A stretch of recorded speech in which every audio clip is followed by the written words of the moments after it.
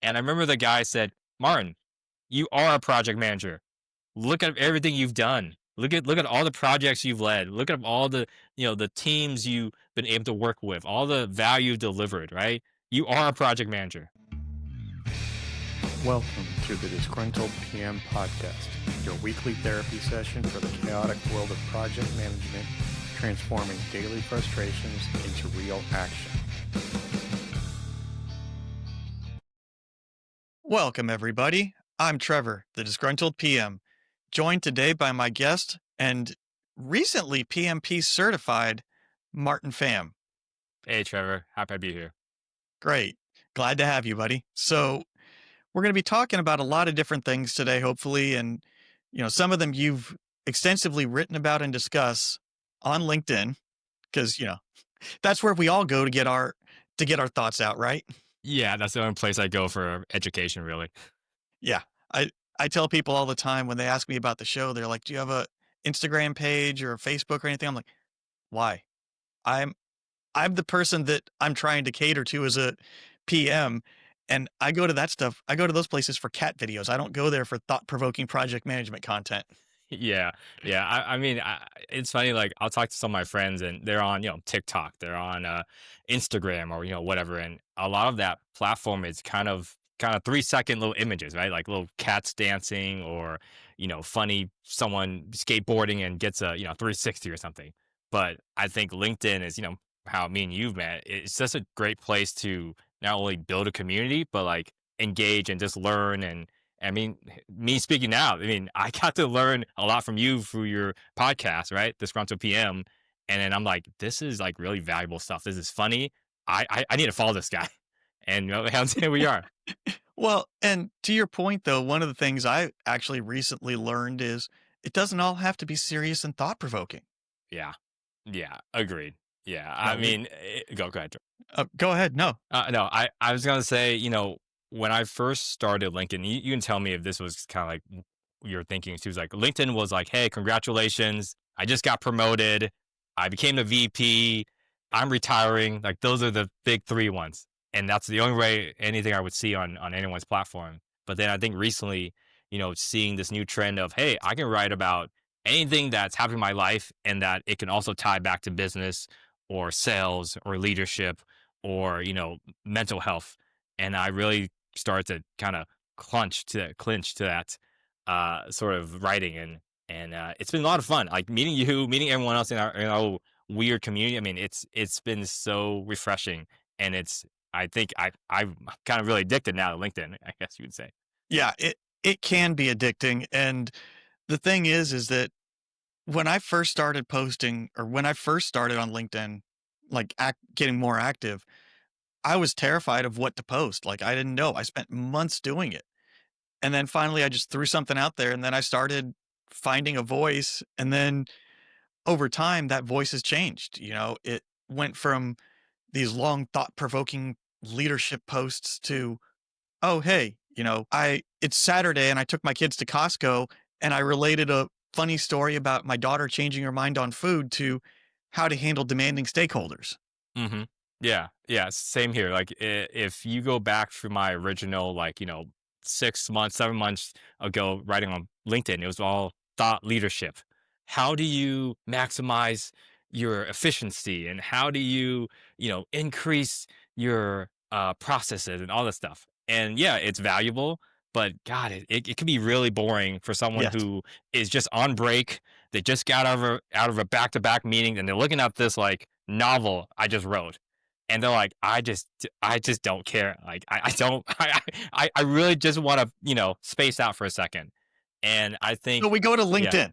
yeah, we go to LinkedIn, right? You go to LinkedIn, of all places, and you read, a funny post by someone named Trevor on Costco about his kids, and you're like, hey, I can relate to this guy, and this is funny, right? And it's like he's still talking about project managing, he's still talking about scope of work, but now it's like in a bite-sized kind of message that I can relate with. Yeah, it's golden. Yeah. And then, there's a time and a place for thought leadership, as we'll put it. And I Yeah. don't, that's one of those terms I despise using because it's kind of like that post I made about servant leadership is dead Hmm.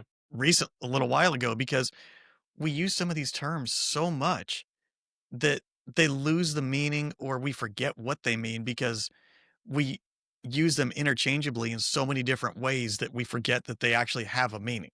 Yeah, yeah. Like for example, like the buzzwords like strategy or synergy or collaboration. Like what does all that mean? Collaboration when there's still silos out there and I still can't understand what, the finance team is doing. Like how is that collaboration? Well, you're supposed to collaborate with your silo. Yep. Myself, just my thoughts. My thoughts in and out, my different personalities. Exactly. When Yeah. all the personalities get along, you've got a problem. Yeah, yeah. So I was talking to someone that I think me and you have a mutual connection with, and something that me and him were talking about on like a coffee chat. We're talking about like I think something you actually wrote. It was like project managers. We don't manage projects. We do, but we really manage people. We manage people and expectations and just their vision of what this, project's going to look like. And I think for me, when I kind of first started, I was focused so much on projects. I wouldn't communicate with my team. I thought I was the most important person in the room. I thought I had the knowledge. I was the leader. But really, I've come to learn that a great project it comes from a great team and a great person has great people skills. And I think that's where I really, really love project management is like I get to work with a great team and we get to work together, right? Collaboration really to actually come out successful. And sometimes a not so great team. Yeah. Then you learn. Then you learn. You're like, hey, I gotta bootstrap this. I gotta do everything I can to get this across the finish line. But we're gonna make it happen though. Yeah, I mean, it really is one of those things that everybody we talk about our profession and everyone's like, "Oh, everybody's a project manager." And when you start asking them, digging in deep about what they actually do, you're not managing projects. You're managing people, and if you don't understand that, then you're not a project manager.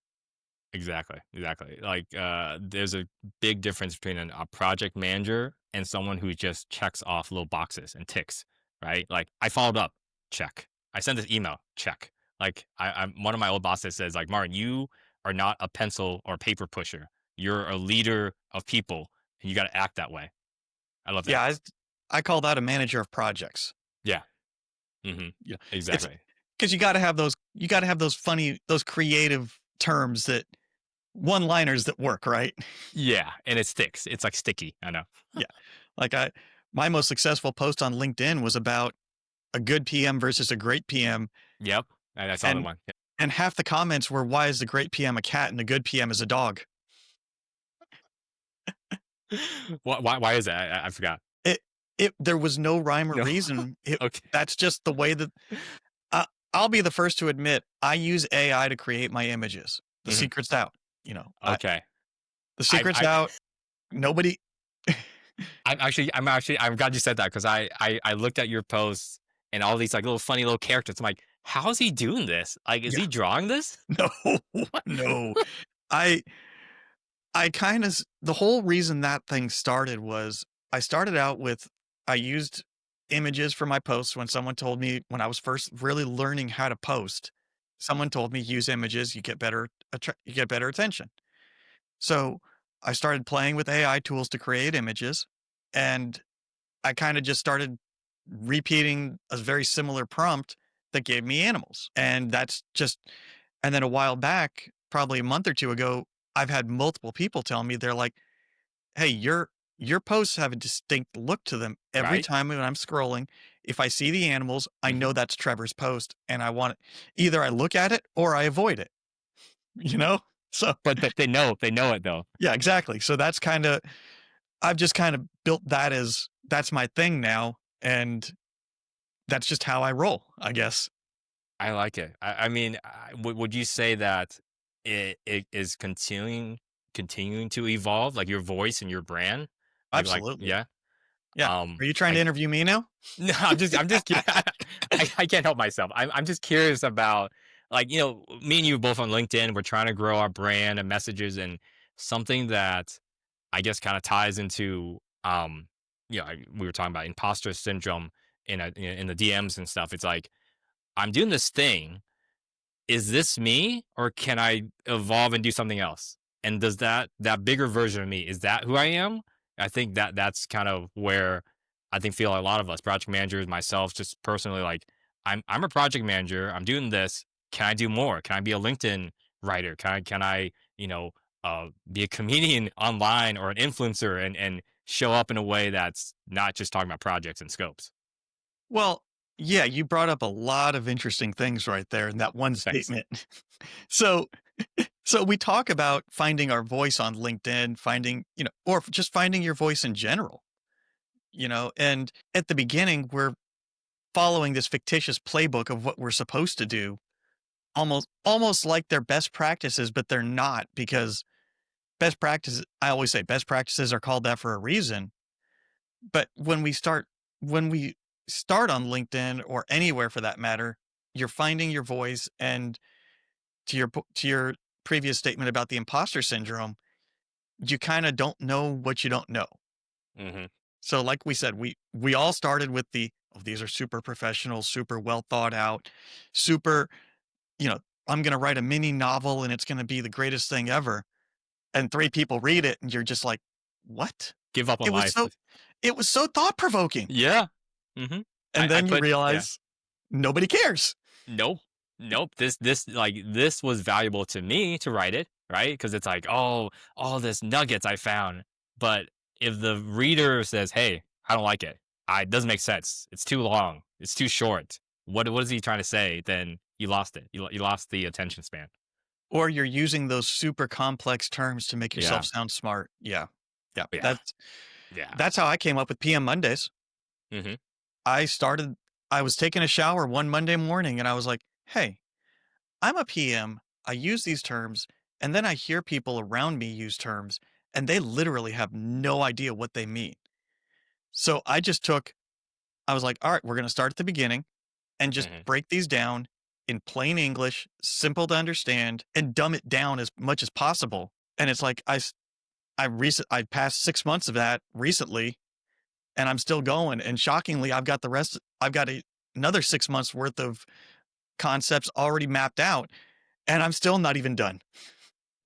Then yeah, I mean, so many times I've been on meetings and someone will say, whatever buzzword. I'm like, what is that? What do these three letters mean? And everyone in the meeting on the Zoom, you can see them like just like nodding their heads. I'm thinking, do we understand what this means? Like, are we just nodding along because the leader says it so? And I think it's great that we kind of take a step back and say, like, what does strategy or what does conflict or whatever these buzzwords say? Like, there should be a way to just dumb it down, like you said, like keep it simple, stupid. Like, Oh, there is, and I do this a lot of I'll introduce a term in a meeting, hmm. and I'm not sure if everybody it may be a PM term, it may be a Six Sigma term, whatever it is. I'll introduce a term and I'll say one sentence to create the baseline definition of that so everybody's on the same page. I like that. Yeah. Because, you think about you do a lot of work in construction, right? Hmm. Correct. How many tradespeople do you deal with that have the same acronym, but it means five Yeah. different things based off of the trades? Exactly. Exactly. And then the different trades, and then we go to the architect and the design team, and then finally the let's say the end user. Um, it's like three different worlds, three different cultures, and I think it's been really interesting. As far as in the construction world as a PM, like just try to merge all those worlds together to like have a common simple goal. I'll give you a good story here. So I work with a lot of, I guess, like retail branches, like bank managers and such. And these bank managers, they're not construction people, right? They put on a suit, they go out, they try to get you a loan, a credit card, And when I'm describing what I'm gonna do, like for example, like we're gonna demo your parking lot, we're gonna, the asphalt and the sub base and all these different words. I first started doing that, and I remember the bank manager says, what does demo mean?" Right, like it's something like that. I'm like, "Oh, it means demolition. Oh, it means we're gonna rip out, take out, replace, I'm the sure they right, love that term right off the bat. right, yeah, just rip everything up, concrete chaos everywhere." But I've kind of learned, when you're speaking to either an executive or a tradesperson or, just a normal everyday Joe, you want the same message, but you want to filter it out so that they can understand.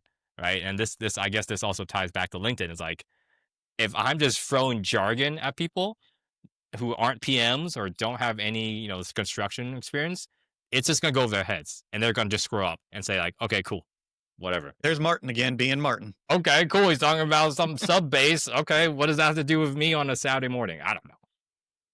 Yeah, and to your, you bring up something that goes back to what we talked about with people management. Hmm. I'm reminded of a squad leader that I had when I was in the army. I my first day at the unit, he sits me down and he's like, "Okay, here's what's going to happen, blah blah blah." And then he's like, "I will not treat you the same as everyone else." I'm like, "I got it." He's like, "No, no, let me repeat that. I will not treat you the same as everybody else." And I kind of looked at him and because the second time I heard what he said, Hmm. he's like, "Every single person needs different things. So be prepared to understand that you will be treated as an individual and not as everybody else is.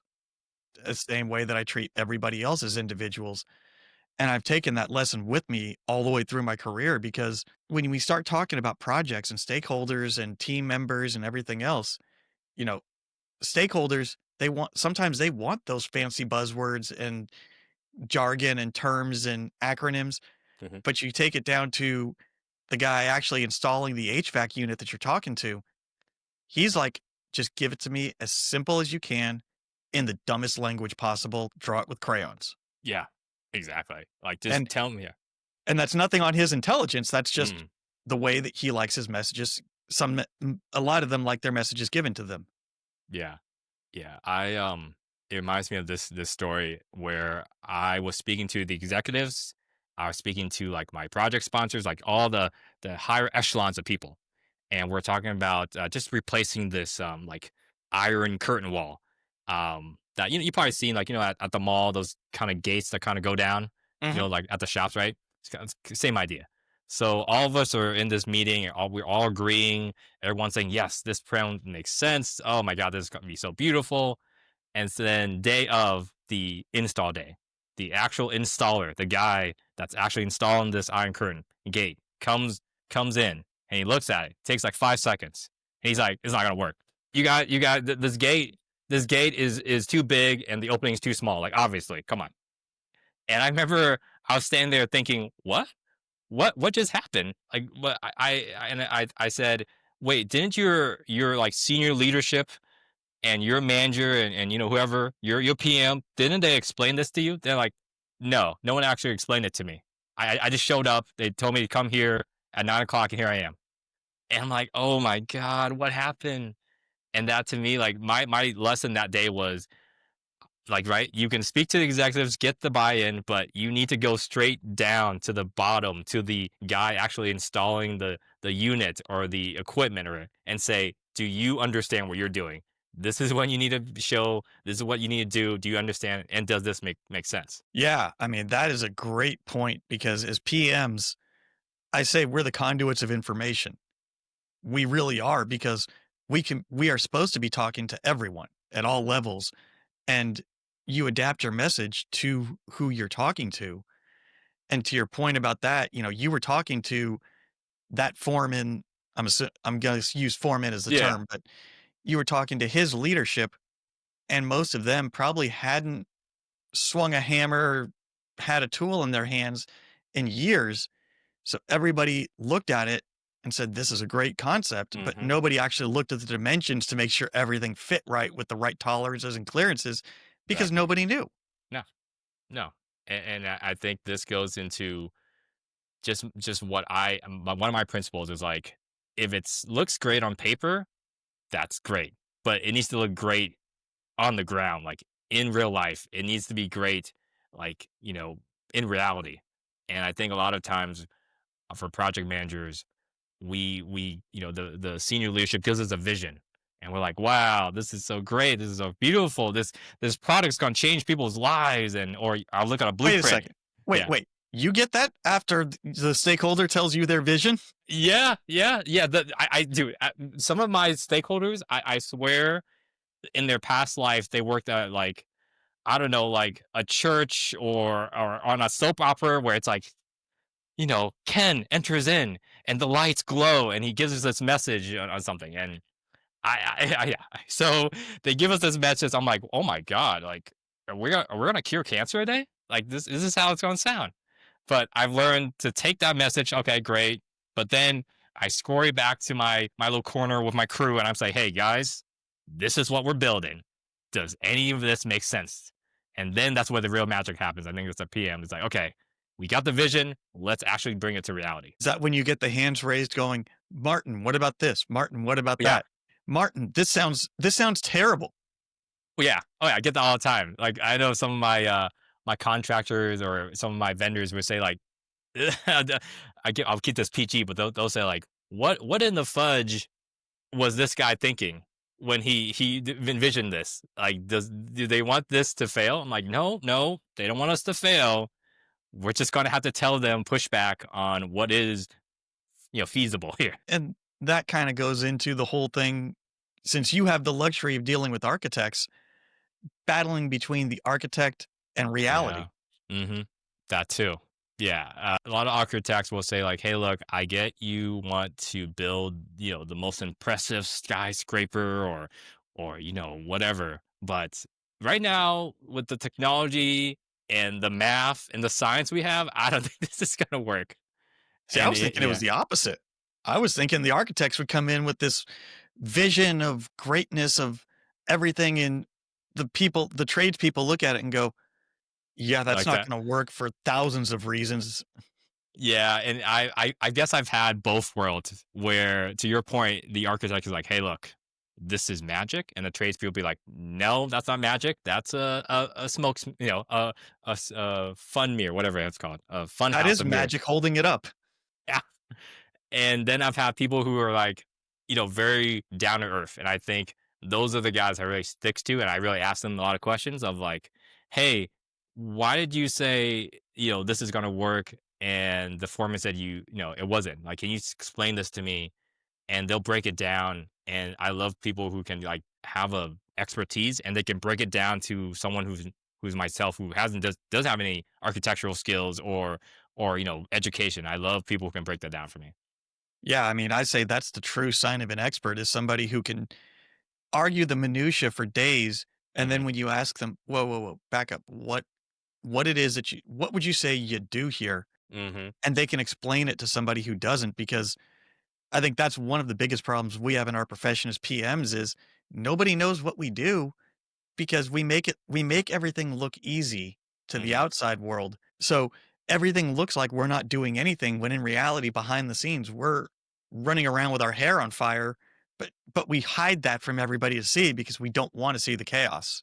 Yeah, yeah, and I mean, speaking on the construction world, a lot of the trades, the guys on the job sites, they'll look at PMs and they'll say, "Oh, Mari's just like in his, marble office with the air conditioning. He doesn't know what chaos is." I mean, I see him at the freaking water cooler, just like drinking, his little soda, diet soda. Like he doesn't know what I go through. Like I'm stressed.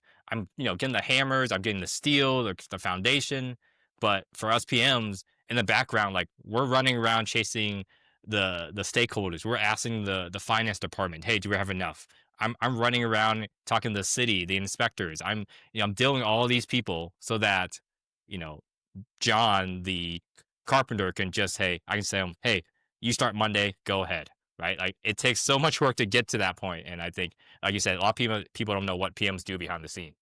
Yeah, and I always say PM, there's 3 types of PMs. There's the generalist that does, we'll say 90% of the projects. There's the niche person who like spends their whole career working on one specific type of industry. And then there's construction, which is completely over there on its own island because, you know, every construction PM job I've ever seen, it's like you need to be a construction PM for 5 years, you need to have experience here, there. Hmm. And I've had conversations with people and I'm always like, Well, that's probably because there's nuance to construction that if you've never done it, you don't get it. Yeah, agreed, 100%. When I first started, I was like, okay, what is a project manager, and what does that person do? And I was trying to figure out that world, like that, the universe. And then I got into construction, and it's a whole separate beast. And I was like merging the two, and I realized, yeah, that works, but you got to realize there's two separate universes here, and you got to Hmm. be good in one, right? The processes, initiation, closeout, planning, monitoring, all that processes. But then the construction world, I mean, you got, all the different trades, right? HVAC, concrete, steel, all these different things, carpentry. It's like, and in each of those little pockets are their own little universe as well. And then you throw in the architects, you throw in all the different vendors and suppliers and their different world, and it's challenging to say the least. But for me, I really like it because my brain moves like 100 miles per hour, and I love having these different little pockets to kind of run into. And it always helps to have somebody who can help you out with problems at your house too if you need them. Yeah, yeah, these guys always give me tips like, "Hey, it sounds like you should replace this, duct work," or, "Hey, your slope is off. You should try to, get that graded out." I'm like, "Oh my god, guys, please! Like, I don't have enough money for all this stuff." And that's when they're like, "Well, you help us out, we help you out." Yeah, yeah, exactly. Yeah. And now, some words from our sponsors. Projects slipping? Teams misaligned? Using the wrong tools? Introducing SpecC from Constructive Curiosity, the project execution software built by project managers. SpecC keeps your team aligned, your priorities clear, and progress moving. And right now, join the SpecC beta launch crew to get early access and help shape the future of project management. Sign up today at constructivecuriosity.com. Current PM software not coming through? It's time to see what SpecC can do for you. So so now is the time when I have to do my shameless plug for the Okay. Patreon. And my Patreon is where for $1 a month, you can grab the low-hanging fruit tier, and that's just helping support the show, helping pay for all the stuff that I got to pay for to get this thing out there. And then there's the $5 a month tier where I don't know if Martin's aware of this yet, but he's participating in that because that's where you get access to the postmortem interviews. And those are the about 20-minute bonus interviews that I take my guests and I pick their brains about their expertise and I ask them pointed questions for pointed answers. Like Martin will be talking a lot about how to overcome imposter syndrome or how to deal with some of those tradespeople that are blue collar workers that don't understand Martin actually works for a living. Surprise, surprise. You know, those are the kinds of things that he's going to be teaching us about in those postmortem interviews. So, link is in the show notes. You can also find it on Patreon. Just search for the Disgruntled PM. And I hope you subscribe because there's a lot of valuable content in there. And every guest I have on has a postmortem interview. So, not only are you getting Martin's expertise, but you're getting all my other guests. So, so I think that's a great place to kind of start talking about imposter syndrome for a few minutes because, you've mentioned you've gone through that extensively. I have. I don't think there's anybody in the professional world that hasn't dealt with it at some level, but just not everybody wants to say it out loud. Yeah, yeah. Imposter syndrome is is almost like, I don't know. I mean, I don't know a good analogy for it. I'm thinking now. Maybe, yeah, maybe edit this out. But No, imposter syndrome, yeah, imposter syndrome is just something like it's like a friendly neighborhood Spider-Man. I don't know.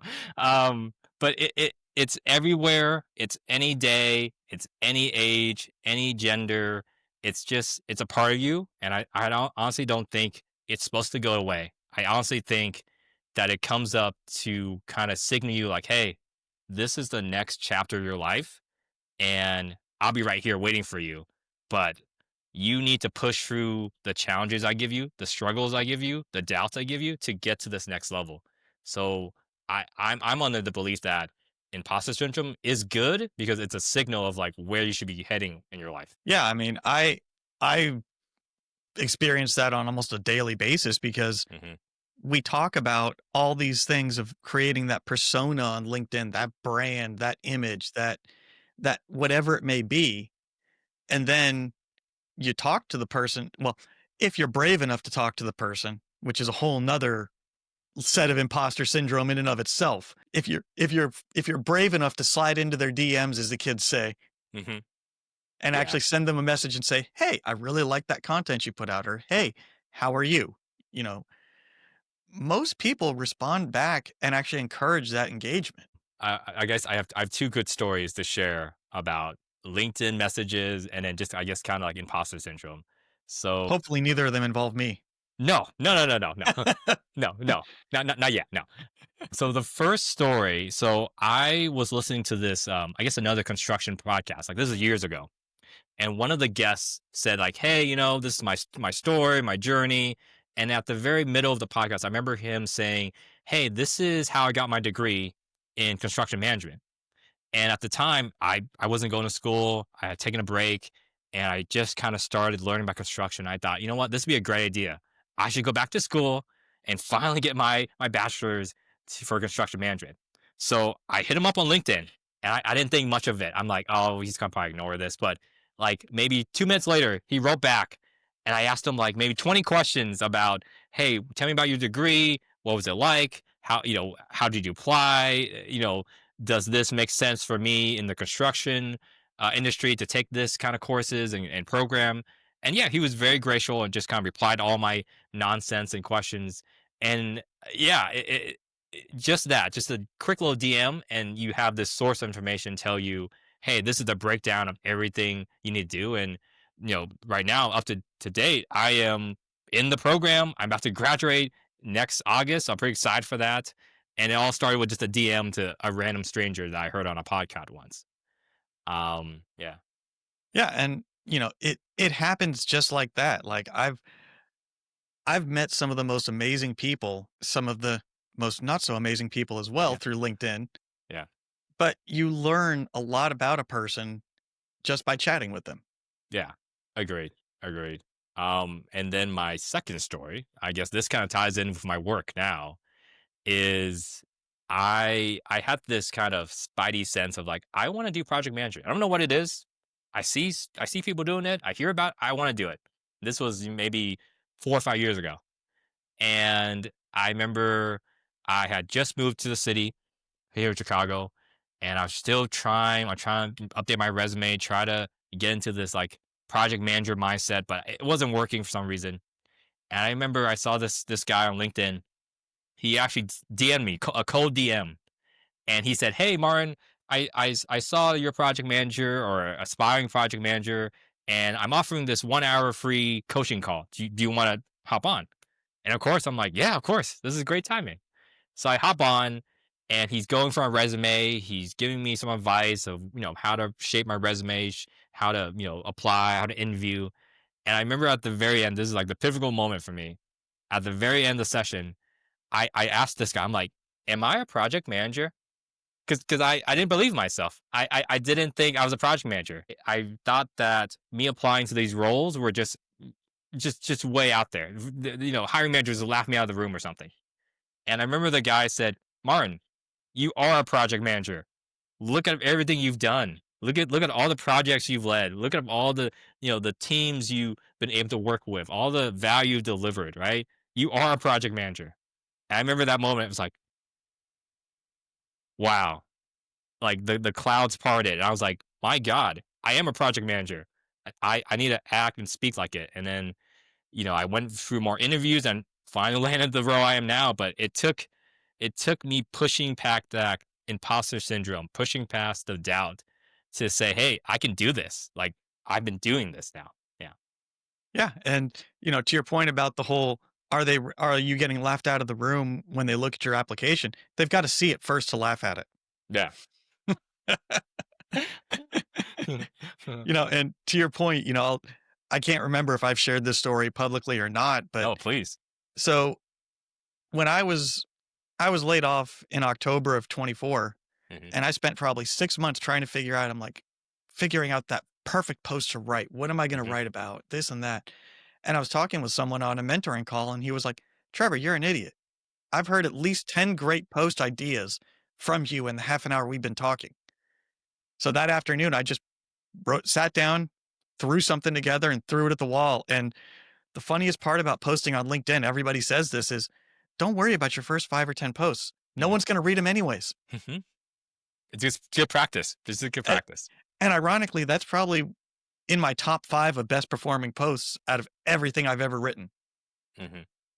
Was just something I literally threw together in 20 minutes in an afternoon. And I think there's something to be said, like some kind of, I don't know, magic or something where when you stop thinking and you just write like how you speak or what's on your mind, people really, real people, I feel honestly, they just focus on it and they're able to grab it, whatever that is, that it factor. They're like, this is it. This is Trevor. I like what I'm hearing. It's authenticity Yeah, that's the word. because Authenticity. going back to your previous point, what we talked about at the beginning about when you look at LinkedIn, you see a lot of posts that look the same, a lot Hmm. of content that looks the same. But when you come out and say, hey, I look like I'm an accomplished project manager with a lot of stuff under my belt and everything else. And I say, took me 4 tries to pass the PMP exam. Hmm. Everyone just kind of goes, whoa. Yeah. And then they say, well, it took me 2. I'm Hmm. like, oh, good on you. You learned faster than I did. Yeah. Yeah. Yeah. So did you fail the PMP 4 times? Is that correct? 3. Okay. Because I remember the podcast you were on where you had, I think someone else was interviewing you. You said that, hey, I failed that thing 3 times, and I thought, wow, like Trevor. When I first, kind of came from your profile, I'm like, Trevor. I mean, he's basically, like a master expert, 9,000 level.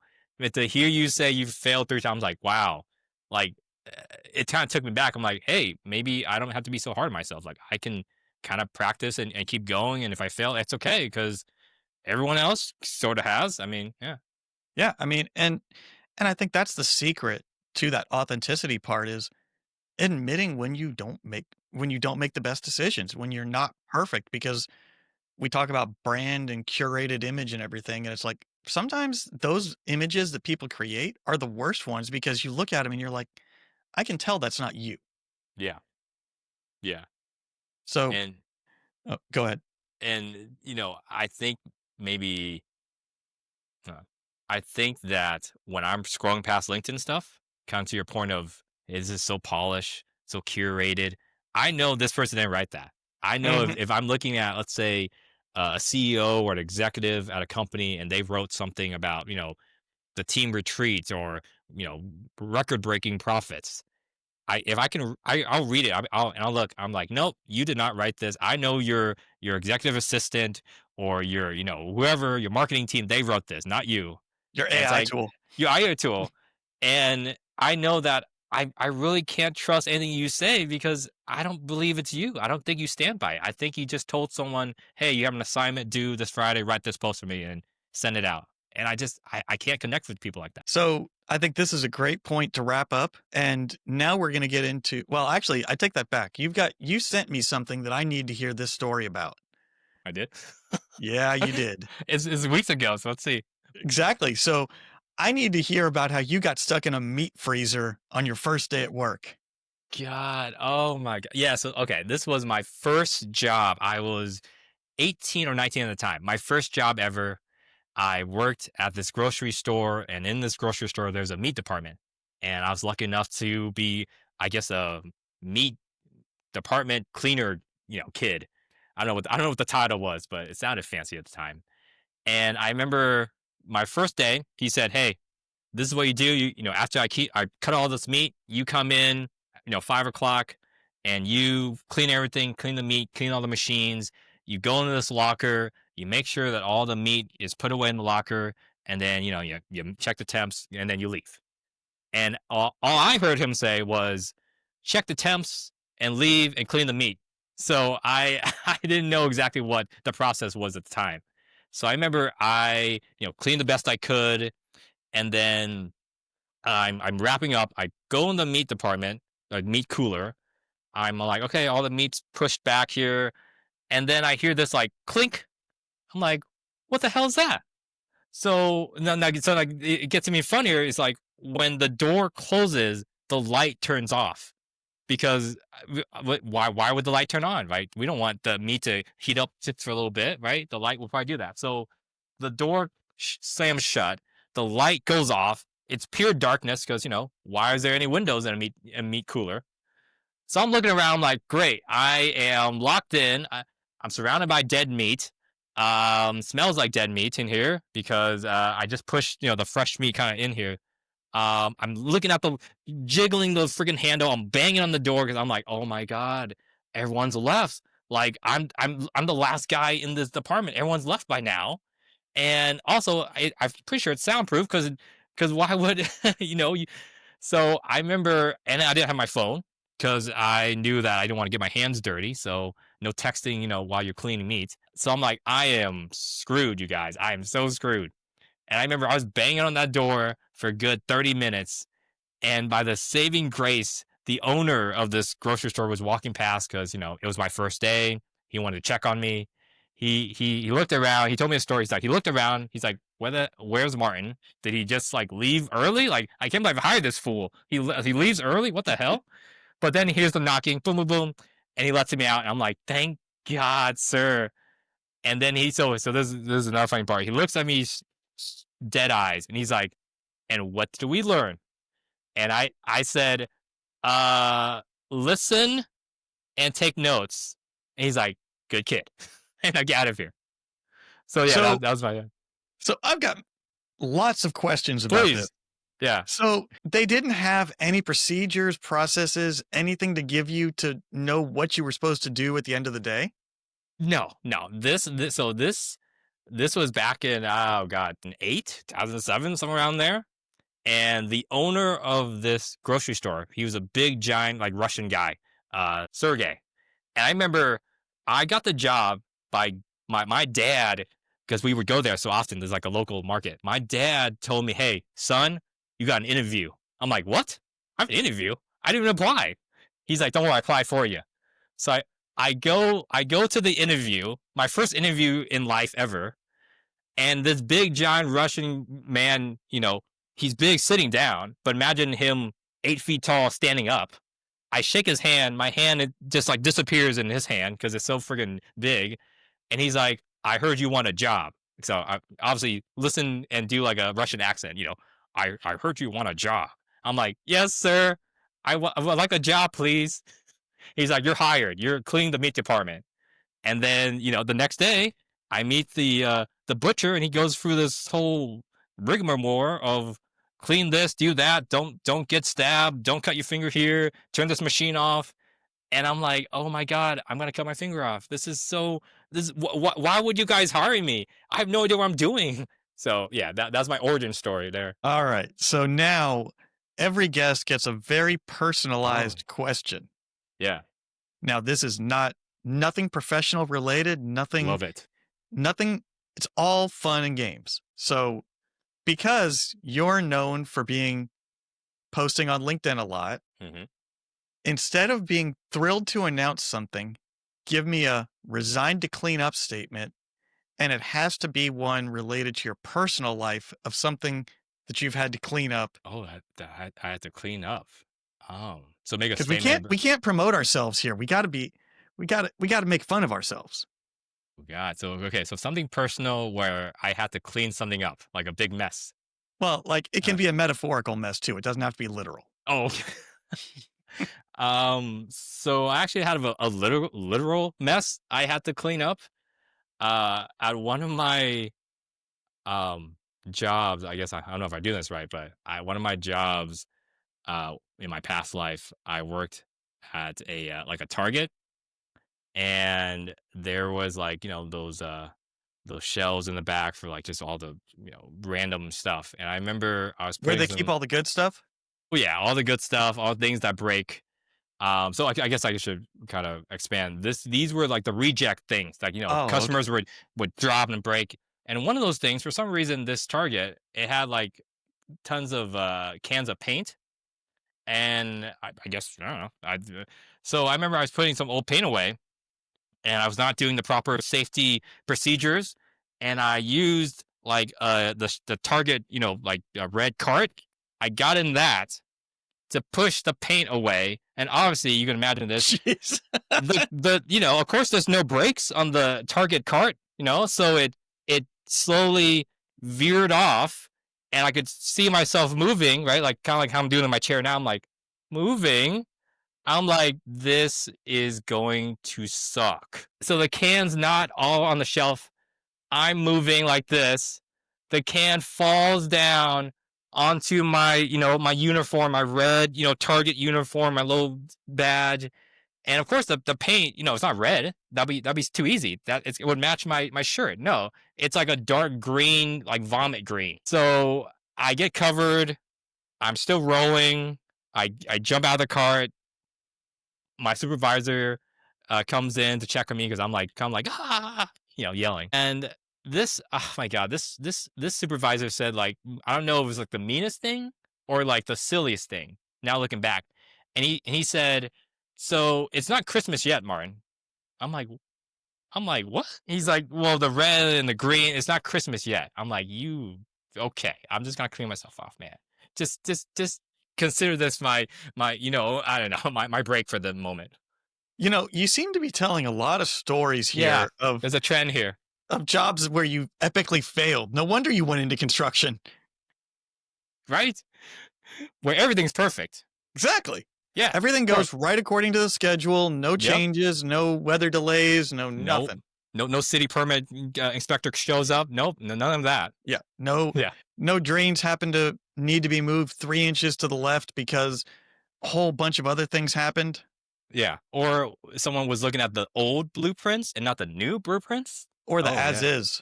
Oh god, yeah. Jeez. Revised version 2.3. Did you have that? No, I had version 2.2. Ah, dang it. Yeah, yeah. And then there's the whole, you mean you didn't talk to the other person who said we need to move this over here to make my part work, and then moving that over there makes this other trades not work, and then cascading effects of everything downstream. And then Yeah. you've got to decide which one is the actual priority. And on top of that, the stakeholder is coming to look at the job site to, see how their money has been spent. I'm like, oh great. So this is gonna be a great Monday then. You mean you get to see all the workers Mhm. look at the guys that show up with their perfect hard hats and their Yep. their vests that still have the creases in them that they just pulled out of the package, Yep. walk around like they're part of the team. And Yeah, yeah. It just reminds me of that meme where, the executive with the white hard hat, it's crisp and clean, and they're just like have a blueprint and just like they're just pointing. Mhm. And the comment is saying something like, when the project manager comes on site and hasn't been there for the past 6 months. Exactly. And I think that's a great place for us to wrap up for this. So, Martin, why don't you tell the audience where they can find you and anything you want them to find you for? Yeah, yeah. You can find me on LinkedIn. Just type in my name, Martin Pham. I should be, one of 80 that is out there probably. Just look for someone that says construction by day and writer by night. And yeah, I hope that, I guess my message to everyone is that, imposter syndrome, similar to, a new project manager is, you just have to roll with the punches. There's a lot of people to help you, but it's fun on the other side. Yeah, and we'll get a lot more into that in the post-mortem interviews.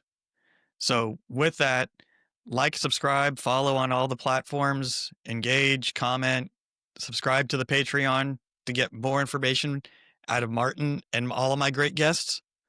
From Martin Pham, may all your deliverables be on time, your budget's in the black, and your scope not creeping. I'm still Trevor, and I'm still the disgruntled PM. Thanks for listening.